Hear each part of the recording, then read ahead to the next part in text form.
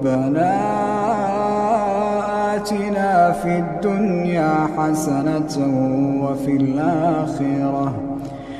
الآخرة حسنة وقنا عذاب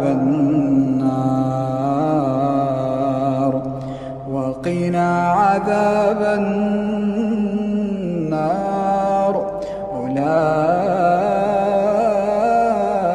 لهم نصيب مما كسبوا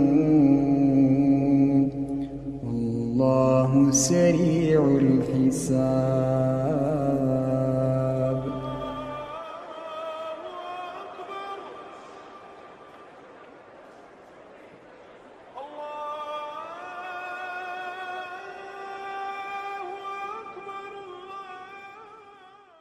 أعوذ بالله من الشيطان